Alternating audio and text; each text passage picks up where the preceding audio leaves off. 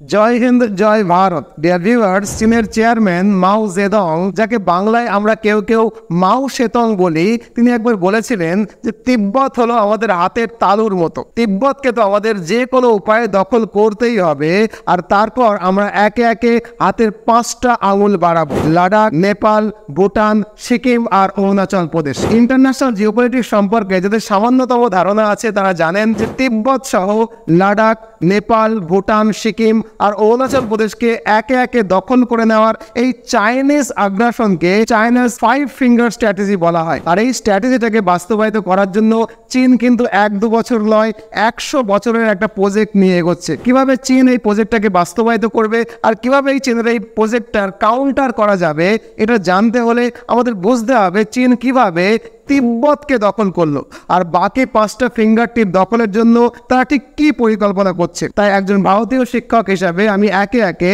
চীনের এই পরিকল্পনাগুলোকে আপনাদেরকে একটু বিশদে জানাবো। আজকের এই ভিডিওটাতে আমরা আলোচনা করব চীন কিভাবে একটা স্বাধীন এবং সার্বভৌম দেশ তিব্বতকে দখল করলো এবং এখন তিব্বতকে নিজেদের একটা অঙ্গরাজ্যে পরিণত করে রেখেছে। পরবর্তী ভিডিওগুলোতে আমি লাদাখ, নেপাল, ভুটান, সিকিম এবং অরুণাচল প্রদেশকে নিয়ে চীন কি ভাবছে, কিভাবে এগোচ্ছে সেই কথাগুলো কিন্তু আলোচনা করব এবং কিভাবে এটাকে কাউন্টার করা যায় তার ব্যাখ্যাটাও করব। আসুন এই সিরিজ অফ লেকচারের আজকের এই প্রথম ভিডিওতে আমরা জেনে নিই চীন ঠিক কিভাবে তিব্বতকে দখল করলো। দেখুন, তিব্বত আমরা জানি হিমালয়ের উচ্চভূমিতে অবস্থিত একটা প্রাচীন বৌদ্ধ ধর্মের দেশ, একটা স্বাধীন দেশ, এমন একটা দেশ যার নিজস্ব সংস্কৃতি রয়েছে, নিজস্ব ঐতিহ্য রয়েছে। তিব্বতের ধর্মীয় ঐতিহ্য অনুযায়ী প্রাচীন কাল থেকেই এদেশের ধর্মীয় এবং প্রশাসনিক প্রধান হলেন দলাই লামা। দলাই লামা আমরা জানি একটা পদের নাম, যিনি যখন এই পদে আসীন থাকেন তিনি তখন দলাই লামা নামে পরিচিত হন। প্রাচীন সময়কাল থেকে এই দলাই লামা তিব্বতের জনগণের কাছে জীবন্ত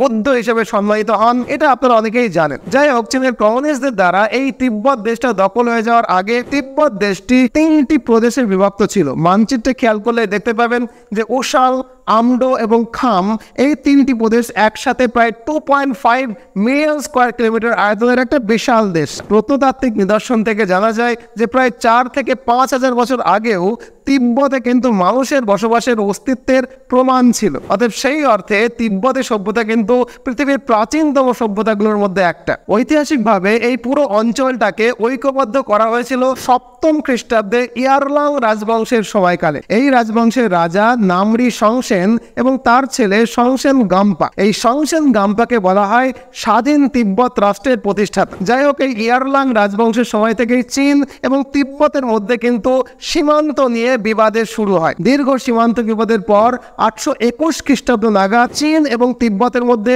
অবশেষে একটা শান্তি চুক্তি স্বাক্ষরিত হয়, যে চুক্তিতে বলা হয়েছিল যে সীমান্ত সংক্রান্ত যে কোনো অশান্তি যেন চীন এবং তিব্বতের মধ্যে নতুন করে আর না তৈরি হয়। তিব্বতবাসীরা যেমন তিব্বতের সুখে রয়েছে তেমনি চীনেরাও চীনের সুখে থাকুক। যাই হোক, এই 7ম খ্রিস্টাব্দ সময়কালে তিব্বতের ইতিহাসটা কিন্তু ভীষণ রকমের গুরুত্বপূর্ণ, কারণ এই সময়টাতেই তিব্বতে বৌদ্ধ ধর্মের প্রভূত বিস্তার লাভ করে। তিব্বতের তৎকালীন রাজা গাম্পোর 2জন বুদ্ধিস্ট স্ত্রী ছিলেন, একজন ছিলেন চীন দেশের রাজকন্যা আর একজন ছিলেন নেপালের রাজকন্যা। তিব্বতের ইতিহাস অনুযায়ী বলা হয়ে থাকে এই 2 রানীর প্রভাবেই তিব্বতের তৎকালীন রাজা গাম্পো বৌদ্ধ ধর্মকে গ্রহণ করেন। তবে তিব্বতে বৌদ্ধ ধর্মের এবং বৌদ্ধ সংস্কৃতির সবচেয়ে বেশি প্রসার হয় রাজা ত্রিশং ডেটসনের শাসনকালে, যিনি 755 খ্রিস্টাব্দ থেকে 797 খ্রিস্টাব্দ অবধি তিব্বতকে শাসন করেছিলেন। রাজা ত্রিশং ডেটসন পদ্মসম্ভাবা নামক একজন ভারতীয় বুদ্ধিস্ট স্কলারকে তিব্বতে আমন্ত্রণ জানান। মূলত এই পদ্মসম্ভাবা নামক বুদ্ধিস্ট স্কলারের হাত ধরেই তিব্বত জুড়ে বৌদ্ধ সংস্কৃতি ভীষণ রকমভাবে বিস্তার লাভ করে। তিব্বতীদের কাছে বর্তমানে ইনি গুরু রিনপোচে নামে পরিচিত। পরবর্তীকালে অবশ্য নালন্দা বিশ্ববিদ্যালয়ের প্রধান শান্তরক্ষিতকে তিব্বতে আমন্ত্রণ জানানো হয় বৌদ্ধ ধর্মের উপরে শিক্ষা প্রদান করবার জন্য। এভাবেই তিব্বত জুড়ে একটু একটু করে বৌদ্ধ ধর্ম বিস্তার লাভ করছিল। এরপরে প্রায় 400 বছর পরে 1240 খ্রিস্টাব্দ নাগাদ মঙ্গলরা তিব্বতকে আক্রমণ করে। 1247 সাল নাগাদ চেঙ্গিস খানের নাতি গোদান খান একজন তিব্বতী লামা শাক্য পণ্ডিতের প্রভাবে বৌদ্ধ ধর্ম গ্রহণ করলে বৌদ্ধ ধর্মের প্রসারের পথটা আরো সুগম হয়। পরবর্তীকালে বৌদ্ধ রাজারা বৌদ্ধ ভিক্ষুক বা বৌদ্ধ সন্ন্যাসীদের ওপরে অধিক মাত্রায় নির্ভরশীল হয়ে পড়তে থাকে এবং ক্রমে তিব্বত সব রকম ভাবে বৌদ্ধ ভিক্ষুকদের দ্বারাই পরিচালিত হতে শুরু করে। এই তিব্বতে গুরুরা লামা নামে পরিচিত, আমি আগেই বলেছি। তিব্বতে এই ধরনের বহু রকমের লামা রয়েছেন যারা বিভিন্ন স্তরে অবস্থান করেন। সবার উপরে যিনি থাকেন তিনি হলেন দলাই লামা। এই সময় থেকেই তিব্বত কিন্তু ক্রমে ক্রমে একটা ধর্মরাষ্ট্রে পরিণত হয়, আর তার ফলে কিন্তু তিব্বতের সামরিক শক্তি বা মিলিটারি শক্তি অনেকটা দুর্বল হয়ে পড়ে। যাই হোক, এরপরে 1720 সাল নাগাদ তিব্বতে আরেকটা বহির আক্রমণ হয়। এই সময় চীনের চিন ডাইনেস্টি তিব্বতকে আক্রমণ করে এবং তৎকালীন তিব্বতের দুটো সবচেয়ে বড় প্রদেশ খাম এবং আমডাকে দখল করে দেয়। 1724 সাল নাগাদ তৎকালীন চীনের চিন রাজবংশের রাজারা এই দুটো প্রদেশের নতুন নামকরণ করেন চিনগাই। এভাবেই তিব্বত চীনের হাতে তাদের সবচেয়ে বড় দুটো প্রদেশকে হারিয়ে ফেলে এবং বাকি যে অংশটুকু বজায় থাকে সেই অংশটাও কিন্তু চীন সাম্রাজ্যের পরদ রাজ্য হিসাবে আত্মপ্রকাশ করে বা পরদ রাজ্য হিসাবে চলতে থাকে। এর অনেক পরে 1912 খ্রিস্টাব্দে চীনের চিন ডাইনেস্টির পতন ঘটে এবং চীনে সেই সময় সিংহাই বিপ্লবের মধ্য দিয়ে আজকের রিপাবলিক অফ চায়নাতে পরিণত হয়। চীনের বিপ্লব চলাকালীন যখন অন্তর্দ্বন্দ্বে ডুবেছিল সেই সময় তিব্বতের রাজধানী লাসা থেকে সমস্ত চৈনিক সৈন্যদেরকে তাড়িয়ে দেওয়া হয় এবং সেই সময় দলাই লামা ঘোষণা করেন, আমরা ছোট হতে পারি কিন্তু আমরা ধর্মীয়ভাবে রাজনৈতিকভাবে স্বাধীন একটা জাতি। অর্থাৎ তিব্বতের সেই সময়কার দলাই লামার নেতৃত্বে চীনের করদ রাজ্য থেকে মুক্ত হয়ে পুনরায় স্বাধীন রাজ্য হিসেবে প্রতিষ্ঠিত হয়। যাই হোক, এখানে মনে রাখতে হবে যে চীন তখনও অবধি কিন্তু তিব্বতের ওপরে তাদের আধিপত্যকে বজায় রাখতে চেয়েছিল, আর অন্যদিকে সেই সময়কার দলাই লামার নেতৃত্বে তিব্বত স্বাধীনভাবে রাজত্ব করছিল। এই সময় তিব্বত এবং চীনের এই সমস্যা সমাধান করবার জন্য প্রথমবারের জন্য ইংরেজরা মাথা ঘামাতে শুরু করে। এখানে বলে রাখা দরকার যে 1912 পরবর্তী সময়ে ভারতবর্ষ কিন্তু ব্রিটিশদের অধিকারে ছিল। ইংরেজরা তখন চীন এবং তিব্বতকে তাদের সীমান্ত সমস্যা সমাধান করবার জন্য একটা আমন্ত্রণ জানায়, একটা বৈঠকে আমন্ত্রণ জানায় এবং 2 বছর পরে 1914 সাল নাগাদ সিমলায় একটা কনফারেন্স হয় যেখানে ব্রিটেন, চায়না এবং তিব্বতের প্রতিনিধিরা এক জায়গায় এসে উপস্থিত হয়। কিন্তু সেই সিমলা কনফারেন্সে কোনো সমস্যার সমাধান কিন্তু হয়নি। সিমলা কনফারেন্সে কিন্তু চীন কোনো রকম ভাবে সইও করেনি। তবে ইংরেজ এবং তিব্বত এই সিমলা কনফারেন্সে স্বাক্ষর করে। তিব্বত এবং ইংরেজদের মধ্যে বন্ধুত্বপূর্ণ যে সম্পর্ক সেটা কিন্তু এই সিমলা কনফারেন্স থেকেই সূচিত হয়। ইংরেজদের সামরিক নিরাপত্তার ছায়াতলে এর পরবর্তী 40 বছর তিব্বত কিন্তু মোটামুটি একটা স্বাধীন তাদের অস্তিত্ব বজায় রাখতে পেরেছিল। সম্পূর্ণ স্বাধীন এবং স্বশাসিত একটা রাষ্ট্র হিসাবে তিব্বত দলাই লামা কর্তৃক কিন্তু শাসিত হতে শুরু করে। আগেই বলেছি যে দলাই লামা একটা পদের নাম, যা 1912 থেকে 1950-এর মধ্যে তিব্বতে কোনো রকমের বিদেশি আক্রমণ ঘটেনি। সমস্ত কিছু শান্ত ছিল, সেখানকার মানুষের শান্তিতে বসবাস করছিল, সামরিকভাবে তারা ব্রিটিশদের অধীনে ছিল। কিন্তু 1949 সাল নাগাদ তিব্বতের ইতিহাসে সবচেয়ে বড় দুঃসময়টা চলে আসে। 1949 সাল নাগাদ মাও জেদং এর নেতৃত্বে চীনে কমিউনিস্ট বিপ্লবের সূচনা হয়। আমরা জানি যার প্রত্যক্ষ ফল হিসাবে রিপাবলিক অফ চায়নাকে সরিয়ে দিয়ে চীন পরিণত হয় পিপলস রিপাবলিক অফ চায়নাতে। কমিউনিস্ট সেনাবাহিনী চীনের রিপাবলিকান সেনাবাহিনীকে তাড়িয়ে দেয় এবং আমরা আজকে যে চীন দেশ দেখছি সেই চীনের জন্ম হয় 1949 সালে। রিপাবলিক অফ চায়নার সেনা এবং মানুষজন আজকের তাইওয়ানে পালিয়ে যায় এবং সেখানে গিয়ে তারা রাজত্ব করতে শুরু করে। আজকের দিনেও রিপাবলিক অফ চায়না তাইওয়ান থেকে গোটা চীনকে দখল করতে চায়, মেনল্যান্ড থেকে পিপলস চায়না তাইওয়ানকে দখল করতে চায়। এই ইতিহাসটা আমি একটা আস্ত ভিডিওতে বলেছি, পরবর্তী সময় যদি সময় পান ওই ভিডিওটা একটু দেখে নিতে পারেন। যাই হোক, 1949 সালে চীনের কমিউনিস্ট সরকার প্রতিষ্ঠিত হলে মাও সেতুং তিব্বতকে হুমকি দেয় এবং বলে যে তারা পুনরায় তিব্বতকে দখল করবে এবং যে কোনো উপায়ে তিব্বতকে চীনের সঙ্গে সংযুক্ত করেই ছাড়বে। এরপরে 1950-এ বেজিং রেডিওতে একটা ঘোষণাপত্র জারি করা হয় যার নাম the task of the people liberation army for 1950 two liberate Tibet. মানে আমাদের সেনাবাহিনীর প্রধান উদ্দেশ্য হলো তিব্বতের স্বাধীন সত্তার বিলুপ্ত ঘটানো এবং তিব্বতকে চীনের সঙ্গে জুড়ে দেওয়া। এটার অর্থ হচ্ছে মূল কথা তিব্বতকে দখল করা। মাও জেদং ছিলেন একজন কট্টর কমিউনিস্ট, যিনি কোনো ধর্মকে মানতেন না এবং তার দৃঢ় বিশ্বাস ছিল যে তিব্বত আসলে ঐতিহাসিকভাবে চীনেরই অংশ। সেই সময় তিব্বতের একজন অত্যন্ত গুরুত্বপূর্ণ ব্যক্তি যিনি মাও সেতুংকে সমর্থন জানান, তার নাম হলো দশম পাঞ্চেন লামা। শুরুতেই বলেছে যে দলাই লামা হচ্ছেন তিব্বতের বৌদ্ধ ধর্মের বা সরকারের সর্বোচ্চ ধর্মগুরু। পাঞ্চেন লামা হচ্ছেন দলাই লামার ঠিক পরেই,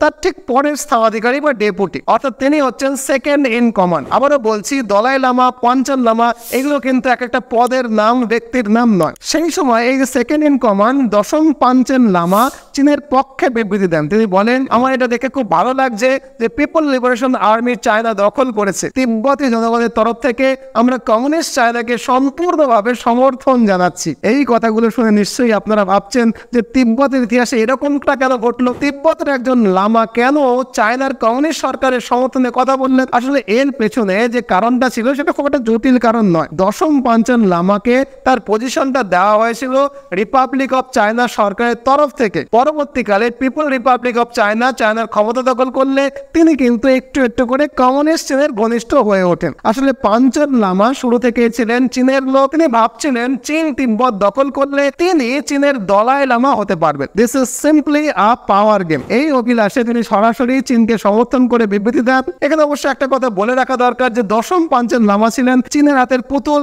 এবং তিব্বতের সাধারণ জনগণ বা তিব্বতী সরকারের উপরে এনার কিন্তু সেই অর্থে কোনো প্রভাব ছিল না। এরপরে চীন সরকার দাবি জানায় যে তিব্বত সরকার যেন 16 সেপ্টেম্বর 1950-এর মধ্যে তাদের প্রতিনিধিকে বেজিং এ পাঠায়। লাসা কিন্তু সেই সময় চীনের এই দাবিকে সম্পূর্ণভাবে অগ্রাহ্য করে। চীন সরকারের এই দাবি আসলেই ছিল একটা হুমকি, মানে পালন না করলে সেনাবাহিনী পাঠাবো আর কি। এক মাসের মধ্যেই 7 অক্টোবর 1950 চীনা সৈন্যরা তিব্বতকে আক্রমণ করে দিল। ইয়াংশি নদীকে অতিক্রম করে তারা তিব্বতের পূর্ব প্রদেশে প্রবেশ করে এবং কামো শহরকে তারা 2 সপ্তাহের মধ্যে দখল করে নেয়। বলা হয়ে থাকে যে এই অভিযানে 40 থেকে 80 হাজার চীনা সেনা অংশগ্রহণ করেছিল। সেই সময় পুরো তিব্বতের জনগণই ছিল মাত্র 10 লক্ষ মতো। তিব্বতে এত বড় একটা অঞ্চলে যেখানে এত কম জনঘনত্ব বাস করে, সেখানে যদি আপনি 40 থেকে 80 হাজার সৈন্যের একটা ভয়ঙ্কর সেনাবাহিনী পাঠান, তাহলে সেই আক্রমণের ফল কিরকম ভয়ানক হতে পারে সেটা নিশ্চয়ই বলার অপেক্ষা রাখে না। আক্রমণের পরে উত্তেজনা বাড়তে থাকে। 14তম দলাই লামা, যিনি এই সময় তিব্বতের প্রধান ধর্মগুরু ছিলেন, তার বয়স কিন্তু খুব কম ছিল, মাত্র 15 বছর বয়স ছিল। এখন ধর্মীয় এবং শাসনতান্ত্রিক প্রধান হিসাবে 15 বছর বয়সে এই দলাই লামা তিব্বতে চীনের এই আক্রমণ ইস্যুটাকে নিয়ে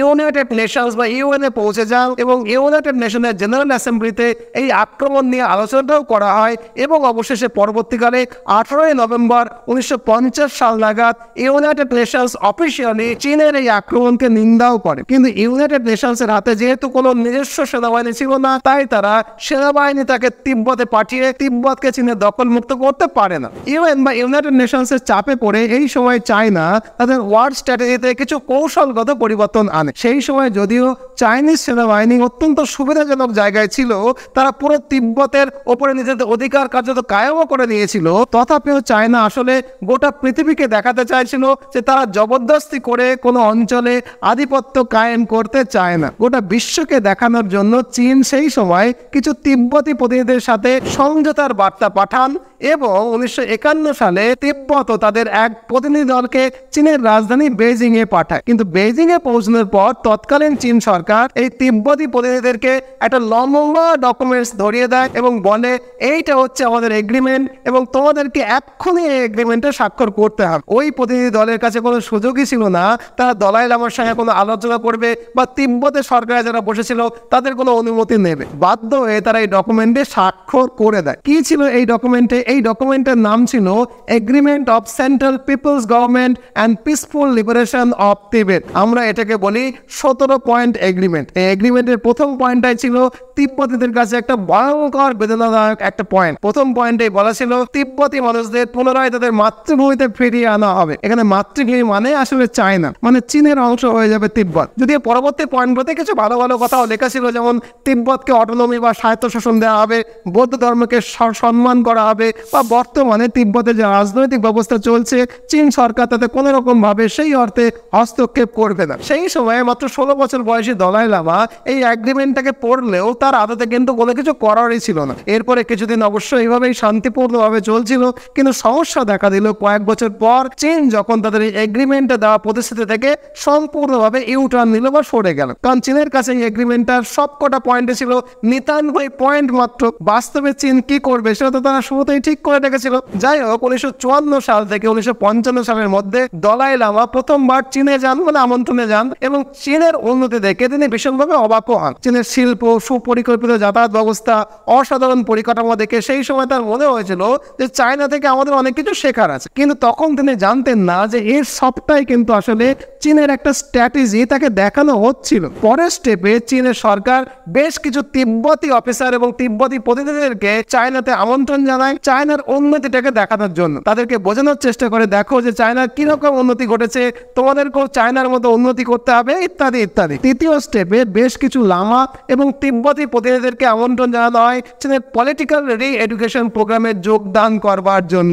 আসলে এই রি এডুকেশন পলিসির আসল উদ্দেশ্যটা বেশ কয়েক বছর প্রকাশ্যে আসে। মাও জেদং বিশ্বাস করতেন এক দেশ, এক সংস্কৃতি আর এক জাতিতে। এই বিষয়ে তিনি এতটাই কট্টর বিশ্বাসী ছিলেন যে তিনি সম্পূর্ণ চায়নাকে মাত্র একটা চৈনিক সংস্কৃতিতে অঙ্গীভূত করতে চেয়েছিলেন। তিনি চাইতেন সমস্ত মানুষ একটাই বিশ্বাস রাখবে এবং কোনো ধরনের বৈচিত্র্যতা কিন্তু চীনে বরদাস্ত করা হবে না। আশা করি এই কট্টর মাও জেদং এর উদ্দেশ্যটা আপনারা বুঝতে পারলেন। যাই হোক, এরপরে 1956 সালে নভেম্বর মাসে দলাই লামা ভারতে আসেন এবং ভারতে তিনি কিছু তিব্বতী স্বাধীনতা সংগ্রামীর সঙ্গে সাক্ষাৎ করেন।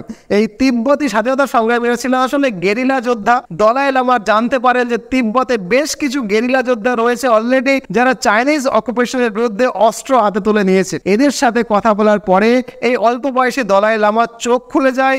এরপরে দলাই লামা বুঝতে পারে যে আসলে চায়না তাদেরকে নিয়ে ঠিক কি করতে চাইছে। এই সময়কালে কিন্তু চীন তিব্বতে মানবাধিকার লঙ্ঘন করতে শুরু করে, যেমন একের পর এক গ্রামে আগুন লাগিয়ে দেওয়া হয়। 1959 সাল নাগাদ চীনের এই আগ্রাসনের বিরুদ্ধে তিব্বতে কিন্তু প্রতিরোধও গড়ে ওঠে। এই সময় কিন্তু তিব্বতে প্রতিনিয়ত চীনের এই অকুপেশনের বিরুদ্ধে সংগঠিত প্রতিবাদ সংগঠিত হতে থাকে। লাসাতে দিনের পর দিন কিন্তু ক্রমে উত্তেজনা বাড় ফেলে এবং এইরকম পরিস্থিতিতেই 1959 সালের 9 মার্চ চাইনিজ আর্মি তিব্বতের রাজধানী লাসাকে চারিদিক থেকে ঘিরে ফেলে এবং তিব্বতের জনতা দলাই লামাকে বাঁচানোর জন্য তার প্রাসাদের চারিদিকে ঘিরে দাঁড়িয়ে পড়ে। দলাই লামার একজন উপদেষ্টা ছিলেন যিনি স্টেট ওরেকেল নামে পরিচিত ছিলেন। দলাই লামা যখন দুবার এই স্টেট ওরেকেলের কাছে জিজ্ঞেস করেছিলেন যে এই পরিস্থিতিতে আমার কি করা উচিত, দুবারই কিন্তু ওরেকেল তাকে বলেছিলেন আপনি এখানেই থাকুন এবং চীনের সঙ্গে আপনার সমঝোতাটাকে জারি রাখুন। কিন্তু এইবার ওরেকেল দলাই লামাকে বলে যে গো টু নাইট, যদি বেঁচে থাকতে চাও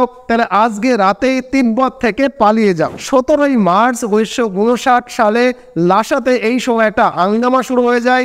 দলাই লামা তার অটোবায়োগ্রাফিতে বলেছেন যে অরাকেল একটা পেপারের উপরে পেন দিয়ে কিছু একটা আঁকিবুকি কাটতে শুরু করেন এবং এই পেপারটাকে দেখিয়ে দলাই লামাকে বলে দেন যে কোন রুট দিয়ে, কোন পথ দিয়ে চাইনিজ আর্মির চোখে ধুলো দিয়ে তিব্বত ছেড়ে পালিয়ে ভারতে যাওয়া যাবে।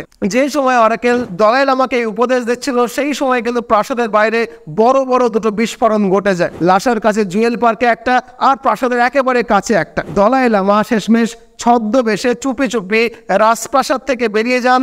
সাথে ছিল ওনার মা, ওনার বোন, ওনার ছোট ভাই এবং তার সঙ্গে ছিল শীর্ষ কয়েকজন কর্তা। তারা কোনো রকম ভাবেই চীনা আর্মির চোখে ধুলো দিয়ে লাসা শহরের বাইরে বেরিয়ে আসে। কিন্তু যখন এই চীনা সেনাবাহিনী এই খবরটা জানতে পারে যে দলাই লামা পালিয়ে গেছে, চীন সরকার সঙ্গে সঙ্গে তাদের মিলিটারি প্লেন পাঠাতে শুরু করে, সার্চ পার্টি পাঠানো শুরু হয়। চীন সরকার পরিষ্কার নির্দেশ দিয়ে দেয় যেভাবেই হোক দলাই লামাকে খুঁজে বের করতেই হবে, খোঁজ নাও কোথায় দলাই লামা পালিয়ে গেছে, কোন পথে তারা পালাচ্ছে। মিলিটারি প্লেন কিন্তু সারা দিন তন্ন তন্ন করে দলাই লামার খোঁজ করতে শুরু করে। আমরা জানি যে ভৌগোলিক মানচিত্রে তিব্বত হচ্ছে খুব খোলামালা একটা দেশ, খুব একটা জলা জঙ্গল নেই সেই অর্থে।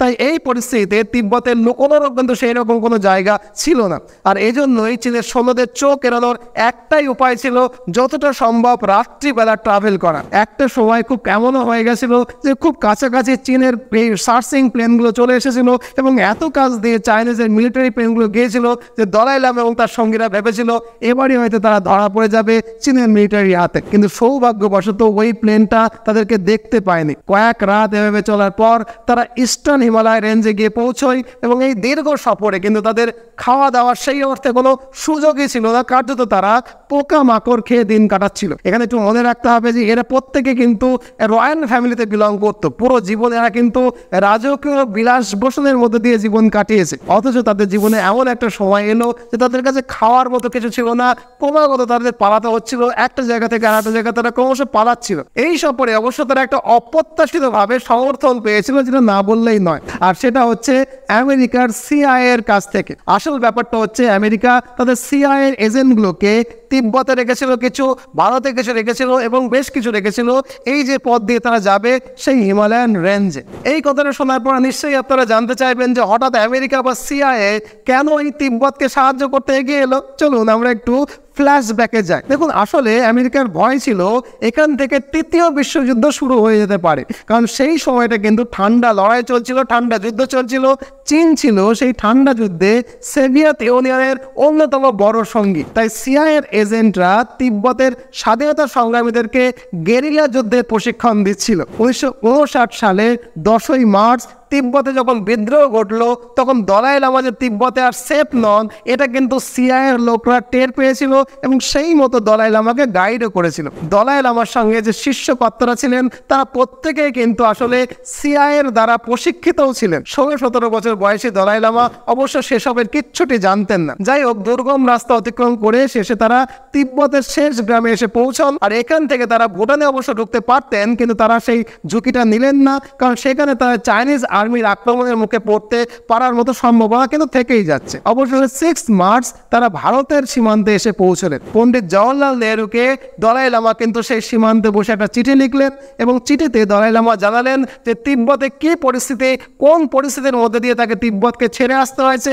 এবং নেহরুকে অনুরোধ করেন তাকে ভারতে রাজনৈতিক শরণ বা রাজনৈতিক আশ্রয় দেওয়া হয়। নেহরু এই চিঠি পড়ার সাথে সাথেই আসাম রাইফেলসের একটা রেজিমেন্টকে পাঠান এবং বর্ডারে দলাই লামাকে রিসিভ করেন। 31 মার্চ 1959 সালে দলাই লামা এবং তার সঙ্গীরা ভারতবর্ষে প্রবেশ করে অরুণাচল প্রদেশের সীমান্তের মধ্য দিয়ে। ওই দিন পণ্ডিত জওহরলাল নেহরু ভারতীয় পার্লামেন্টে ঘোষণা করেন যে দলাই লামাকে ভারতবর্ষে জায়গা দেওয়া হবে, অত্যন্ত সম্মানের সঙ্গে রাজনৈতিক আশ্রয় দেওয়া হবে। সেই সময় কিন্তু ভারতের এই সদর্থক পদক্ষেপকে সারা পৃথিবী থেকে সমর্থন করা হয়। এখন এত কিছু শোনার পরে এবার নিশ্চয়ই আপনারা জানতে চাইছেন যে তিব্বতের কি হলো। দেখুন, 25 মার্চ 1959 চীনের আর্মি লাসাতে প্রবেশ করে এবং 28 মার্চ তিব্বতের সরকারকে সরিয়ে দেয় এবং এরপর থেকে চায়না তিব্বতে তাদের ওয়ান নেশন মানে এক জাতি, এক কালচার, এক সংস্কৃতির এই যে ব্যাপারটা সেটাকে প্রতিষ্ঠিত করতে উঠে পড়ে লাগে। 1965 সাল পর্যন্ত সিআইএ চেষ্টা করেছিল, আমেরিকার সিআইএ,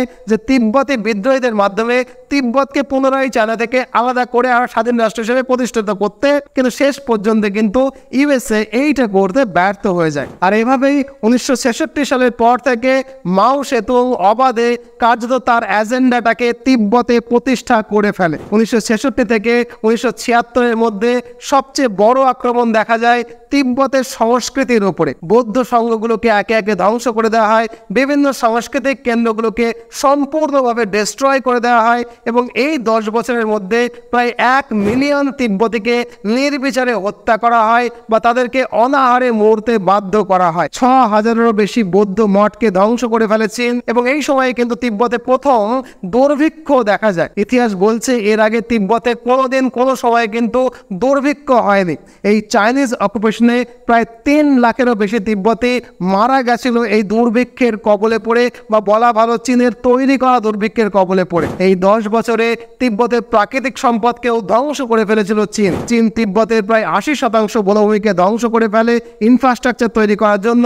এমনকি চাইনিজ সরকার তাদের নিউক্লিয়ার টক্সিক পর্যন্ত তিব্বতে গিয়ে ডিপোজিট করে। আর এইসব কর্মকাণ্ডের পরিণতি হলো আজকের দিনে তিব্বত ইতিহাসের সর্বোচ্চ দারিদ্রতার মধ্য দিয়ে পাস করছে। তিব্বতে প্রায় 34% মানুষ যারা কৃষি অঞ্চলে বাস করে, এরা কিন্তু প্রত্যেকেই বিলো পভার্টি লাইন। যদিও এই সময়ে তিব্বতে অনেক বিদ্রোহ বা বিক্ষোভ ঘটেছিল, কিন্তু সবগুলোই কিন্তু ব্যর্থ হয়েছিল। চাইনিজ অকুপেশনের পর সবচেয়ে বড় বিদ্রোহ ঘটেছিল অবশ্য 1987 সালে এবং 1989 সালে আরেকটা বিদ্রোহ, কিন্তু প্রত্যেকটাই ব্যর্থ হয়ে যায়। এই সময় তিব্বতের ফরেন জার্নালিস্টদের ঢোকা ব্যান করে দেওয়া হয়, এমনকি সেখানে মার্শাল ল পর্যন্ত জারি করে দেওয়া হয়। এই প্রতিবাদের পরে এরকমই একটা বড় প্রতিবাদ হয়েছিল অবশ্য 2008 সালে, এবং প্রতিবাদ করা হয়েছিল চায়নাতে অনুষ্ঠিত বেজিং অলিম্পিকের সময়। কিন্তু এই প্রত্যেকটা প্রতিবাদী কিন্তু চীন দমিয়ে দেয় এবং কয়েকশো তিব্বতীকে সেই সময় অ্যারেস্ট করা হয়। কয়েক হাজার তিব্বতীর কিন্তু সেই সময়ে কোনো রকমের খোঁজই পাওয়া যায়নি, একেবারে গুম করে দেওয়া হয়েছিল। আশা করি আমার মুখে তিব্বতে চীন কিরকম নির্মমভাবে অত্যাচার চালিয়েছিল তার ইতিহাসটা খানিকটা হলেও উপলব্ধি করতে পারলেন। যাই হোক, সেই সময় থেকেই দলাই লামা এখনো পর্যন্ত কিন্তু ভারতেই রয়েছে। ভারতের রাজনৈতিক স্মরণে থাকা দলাই লামা ইতিমধ্যে 90 বছর বয়স হয়ে গেছে। এখন সবচেয়ে বড় প্রশ্ন হলো এই দলাই লামার পরবর্তী দলাই লামা কে হবে? চাইনিজ অকুপেশনের পরে দেখা গেছে যে শেষ দুজন পাঞ্চেন লামা ছিল তারা আসলে চায়নার দ্বারাই তো অ্যাপয়েন্টেড। এই পরিস্থিতিতে চীন অবশ্যই চাইবে তিব্বতে যিনি নেক্সট দলাই লামা হবেন তিনি যাতে চীনের হাতের পুতুল হন। আর এই জন্যই কিন্তু দলাই লামা একটা নির্দিষ্ট পরিকল্পনা করেছেন। দলাই লামা বলেছেন যে এর পরবর্তীকালে, মানে তার পরবর্তীকালে যিনি দলাই লামা হবেন তিনি গণতান্ত্রিকভাবে নির্বাচিত হবেন, এবং তার ইচ্ছে যে তিব্বতের জনগণ তার এই কথাটা শুনবে না। কিন্তু বর্তমানে তিব্বত কিন্তু চীনের অধীনে থাকা একটা জায়গা, যেখানে গণতান্ত্রিক অবস্থা কবে তৈরি হবে বা কবে ফিরে আসবে সেই আশাটা কিন্তু এই খুব নিকট ভবিষ্যতে করা যাচ্ছে না। তবে এখানে কিন্তু একটা ভালো দিকও রয়েছে, অন্তত এই তিব্বতীদেরকে ভারতবর্ষে কিন্তু খুব ভালো করে রাখা হয়েছে। তিব্বতী রিফিউজিদের প্রতি ভারত সরকার কিন্তু বরাবরই ভীষণ রকমের যত্নশীল থেকেছে। এমনকি 1960-এর দশকে তৎকালীন কর্ণাটক সরকার প্রায় 3000 একর জমি তিব্বতী শরণার্থীদের জন্য অ্যালটও করেছে। এর পাশাপাশি দিল্লির যে মাজনু কোটিলা জমিটা সেটাও কিন্তু তিব্বতীদের জন্য বরাদ্দ করা হয়েছে। আজকের দিনে ভারতবর্ষে প্রায় 1.5 লক্ষের মতো তিব্বতী শরণার্থী বাস করছে। যদিও তিব্বতী শরণার্থীরা ভারতে স্থায়ীভাবে থাকার নাগরিকত্ব পাওয়ার কোনো রকমভাবে সুযোগ এখনো পায়নি, কিন্তু তা সত্ত্বেও তারা অস্থায়ীভাবে হলেও শান্তিপূর্ণ জীবনযাত্রা করতে পারছে ভারতবর্ষের মধ্যে। আর এরকম একটা পরিস্থিতি এবছরে 26শে জানুয়ারি চায়না আন্তর্জাতিক সংবাদ মাধ্যমকে একটা বার্তা দিয়েছে যে তিব্বতের ইস্যুটা তাদের একান্তই আভ্যন্তরীণ একটা ইস্যু, এখানে যেন বাইরের কোনো দেশ নাক না গলায়। কিন্তু আপনি এটা শুনলে অবাক হবেন যে একা তিব্বত নয়, একই ধরনের ঘটনা ঘটছে চায়নার উত্তর পশ্চিমে আর একটা অঞ্চলে। আপনারা যার নাম শুনে থাকবেন, যার নাম জিনজিয়াং, যাদের সংস্কৃতি বাকি চীনের সংস্কৃতি থেকে আলাদা, মানে এরা মুসলিম ধর্ম অবলম্বী। সেখানেও কিন্তু এক দেশ এক সংস্কৃতি প্রতিষ্ঠা করবার জন্য চীন প্রতিদিন মানবাধিকারকে লঙ্ঘন করছে। উইঘুর মুসলমানদের সঙ্গে চীন কি করছে সেই বিষয়ে আমি একটা আস্ত ভিডিও বানিয়েছি, সময় করে সেটাও দেখে নেবেন। যে ঘটনা তিব্বতীদের সঙ্গে ঘটছে ঠিক সেই একই ঘটনা কিন্তু এখন উইঘুর মুসলমানদের সঙ্গেও ঘটাচ্ছে কমিউনিস্ট চীন। শুধু উইঘুর নয়, যদি পূর্ব দিকে হংকংয়ের কথা ধরেন সেখানেও কিন্তু চায়না এই একই ধরনের মানবাধিকার লঙ্ঘনের ঘটনা ঘটিয়েই চলেছে। অর্থাৎ এক জাতি এক সংস্কৃতি জোর করে চাপিয়ে দেওয়ার জন্য চীন কিন্তু যা করা দরকার তাই করছে, সেটা যত অনৈতিক কাজই হোক না কেন। শুধু তাই নয়, চায়না এখন দাবি করছে যে তাইওয়ানও নাকি তাদের। আসলে যেখানেই ভিন্ন সংস্কৃতি দেখা যাচ্ছে সেখানেই চীন তাদের এই পলিসিটাকে জোর করে চাপিয়ে দেওয়ার চেষ্টা করছে। অর্থাৎ তিব্বতে বৌদ্ধদের সঙ্গে, উইঘুরের মুসলমানদের সঙ্গে, পূর্ব দিকে হংকংয়ের জনগণের সঙ্গে তারা জোর করে তাদের সংস্কৃতিকে চাপিয়ে দেওয়ার অপচেষ্টা কিন্তু করেই চলেছে। আমরা সবাই জানি চীন এমন একটা দেশ যেখানে মানুষের কোনো অধিকার নেই, মানুষের অধিকার থাকতে নেই। রাদার একজন ভারতীয় শিক্ষক হিসেবে আমি অবশ্যই আশা করব যে একদিন হয়তো চীনের কমিউনিস্ট সরকার দুর্বল হবে, চীনের কমিউনিস্ট এই একনায়কতন্ত্র উচ্ছেদ করে সেখানেও হয়তো গণতন্ত্র ফিরে আসবে। আর সেদিন হয়তো এই মানবতাগুলো তিব্বতে, উইঘুরে, হংকংয়ে বা তাইওয়ানে রক্ষা পাবে।